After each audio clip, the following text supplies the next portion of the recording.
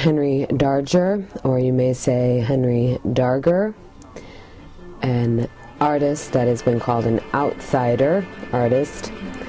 I say that too in quotes because of the controversy and contested side of calling someone an outsider artist. Theoretically, I suppose it means you have not been formally trained in any specific fine art or craft, but are self-taught.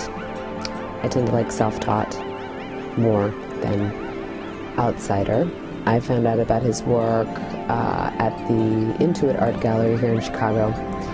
I've lived here since 1988, and at that time I went to DePaul University. He lived on Webster, very close to where the school was at DePaul on the Lincoln Park campus. He perhaps even went to the church right on the corner by the school, the St. Vincent de Paul Church that I had been to as well. I guess I was really intrigued with him at first because he was this sort of recluse, not very social person, was a janitor by day, and then he made all this amazing artwork in his very tiny little studio apartment, and I was intrigued by, I guess, the sheer diligence it would have taken for him to do that. Later I found out, when In the Realms of the Unreal documentary came out about Henry Darger's work, that he had been sent for a time to the School for the Feeble-Minded in Lincoln, Illinois,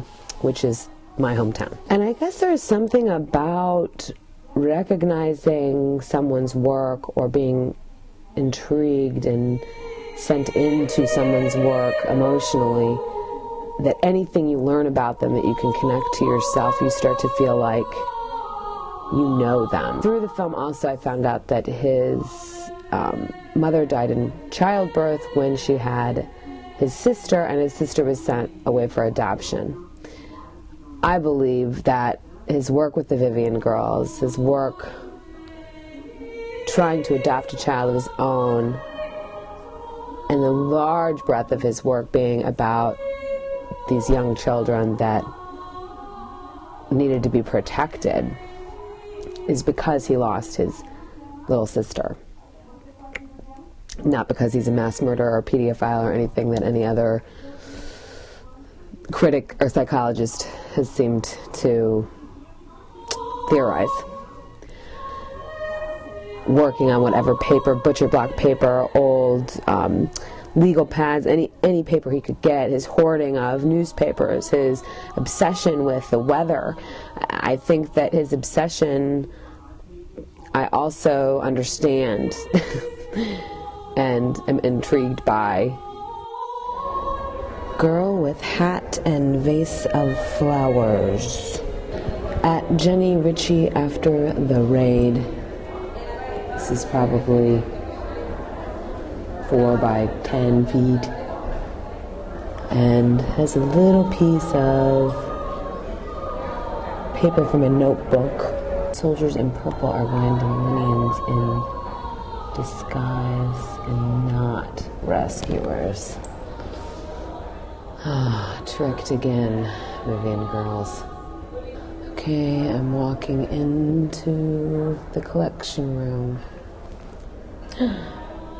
Oh, God. It is so awesome. First thing I see is one of the 3 known photographs left of him. Looks like he's sitting on the steps, I imagine, of being his Webster house, holding his glasses in his hands.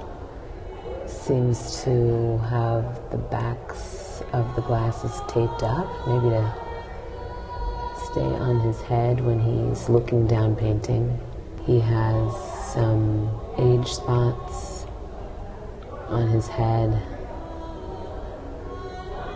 were pronounced. The sun is shining on the left side of his head, and he's looking sort of down and out. Looks very sad.